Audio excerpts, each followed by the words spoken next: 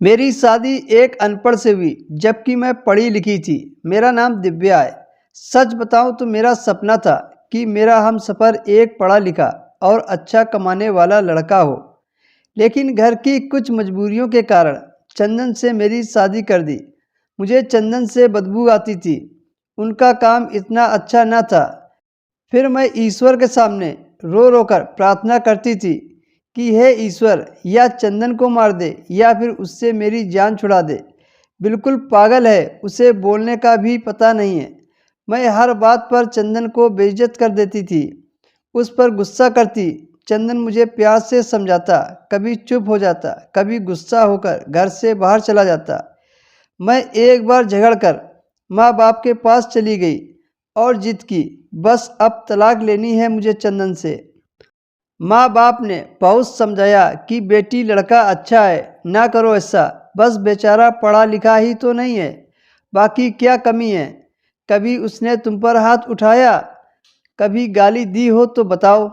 लेकिन मैं बस तलाक लेना चाहती थी। मैंने झूठ बोला कि वो मुझे खर्चा नहीं देता। माँ बाबा ने चंदन को बुलवा लिया। वह मेरे सामने बैठा था। बाबा कहने लगे, चंदन, क्यों भाई, तुम दिव्या को खर्चा क्यों नहीं देते।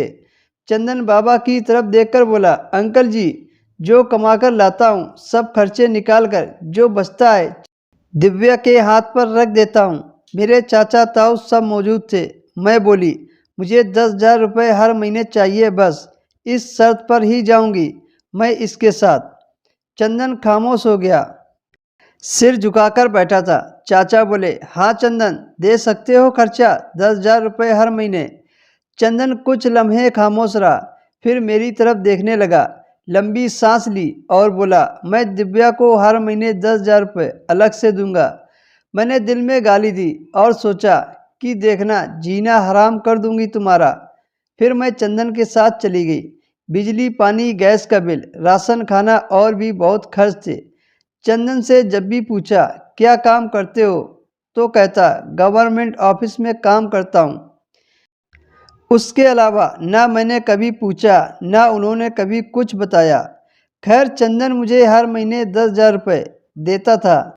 एक दिन मैंने कहा, मुझे आईफोन लेकर दो। मैं बस तंग करना चाहती थी कि चंदन मुझे तलाक दे दे। चंदन मुस्कुराने लगा, मेरे पांव पकड़े और बोला, दिव्या, ले दूंगा, परेशान मत हो।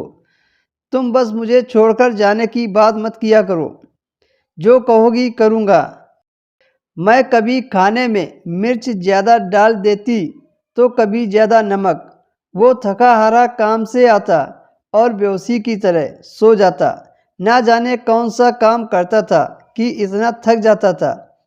मैं जितनी नफरत करती थी, वो बेवकूफ़ मुझे उतनी ही ज़्यादा मोहब्बत करता था। मैं एक दिन अपने दोस्त के साथ शॉपिंग करने जा रही थी, शहर के सबसे बड़े और महंगे मॉल में। जब हम एक बस अड्डे के पास से गुजरे तो मेरी आंखों ने जो लम्हा देखा, मैं बेजान हो गई। वह चंदन था जिससे मैं बहुत नफरत करती थी, जिसको मैं पागल अनपढ़ कहती थी, जिसको मैंने कभी प्यार से खाना तक नहीं दिया, जिसका कभी हाल तक नहीं पूछा, जिसे मैं इंसान ही नहीं समझती थी। वह चंदन सिर पर बोझ उठाए किसी का सामान बस पर चढ़ा रहा था। टांगें काँप रही थी, पुराने से कपड़े पहने पसीने से लथपथ, पाँव में टूटी हुई जूती पहनी हुई थी। मैं मर क्यों नहीं गई थी। वह मेरे लिए क्या कुछ कर रहा था। इतने में एक शख्स बोला, ओए, चल ये सामान उठा और दूसरी बस की छत पर लोड कर।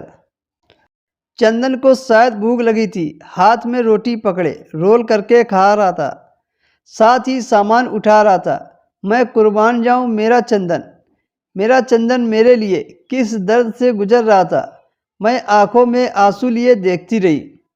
काम खत्म हुआ और वो वहीं पर एक दुकान के सामने ज़मीन पर बैठ गया। कितनी बेबसी थी। चंदन थका हुआ था, सारा दिन यहाँ पर दर्द सहता और रात में मेरी कड़वी बातें सुनता था। ये सब देखकर मेरा दिल बदल गया था। मैं बिना कुछ खरीदे वापस लौट गई और घर आकर बहुत रोई। चंदन को वेजिटेरियन बिरयानी बहुत पसंद थी। मैंने चंदन के लिए बिरयानी बनाई। चंदन घर आया। मैं उसे खाना नहीं देती थी, खुद गर्म करके खाता था। घर आया और किचन में गया, पूरे जोश में बोला, दिव्या आज तो आपने कमाल कर दिया, 1 साल बाद मुझे बिरयानी खाने को मिल रही है। फिर चंदन खाना प्लेट में डालकर मेरे पास बैठ गया और खाना खाने लगे। लेकिन मैं चंदन की तरफ देखे जा रही थी। चंदन मेरी ख्वाहिशों को पूरा करने के लिए कितना दर्द सहता और बताता भी नहीं। मैं कितनी बेवकूफ़ हूँ, वो मुझसे कभी कोई शिकवा नहीं करता, पर चंदन पर आज मुझे बहुत प्यार आ रहा था। दिल चाह रहा था उसके सीने से लिपट जाऊं। चंदन ने खाना खाया, फिर जेब से पैसे निकाले और कहने लगा, ये लो दिव्या, 10,000 रुपये। मैं चीख कर रोने लगी, चंदन मुझे कुछ नहीं चाहिए, मुझे पैसे नहीं चाहिए। चंदन हैरान था कि मुझे क्या हो गया है। फिर चंदन मेरा हाथ थाम कर बोला, अगर ये पैसे कम हैं तो मैं तुम्हें और दे दूंगा, बस मुझे छोड़कर मत जाना। कहने लगे, दिव्या तुम बहुत भोली हो, तुम बिछड़ने के बाद कहाँ जाओगी? मैं तुमसे बहुत प्यार करता हूँ, इसलिए मैं तुम्हें दूर नहीं जाने देना चाहता हूँ। मैं चंदन के सीने से लग गई। आज मुझे कोई ना आईफोन चाहिए था, ना कोई बड़ा घर और ना ही गाड़ी। अब दुनिया की कोई खबर न थी। मेरी दुनिया चंदन बन चुका था। हम औरतें कैसे मुंह फाड़कर कह देती हैं, जब खिला नहीं सकते हो तो शादी क्यों की? बात बात पर झगड़ा करना शुरू कर देती हैं। कभी अपने पति का चेहरा देखना, जिसमें मैंने चंदन को देखा था। जितना पति कमाता है उस पर ही खुश रहो। दोस्तों ये कहानी आपको कैसी लगी कमेंट में ज़रूर बताना। वीडियो पसंद आई हो तो वीडियो को लाइक कर दें, शेयर कर दें और हमारे चैनल को भी सब्सक्राइब कर लीजिए।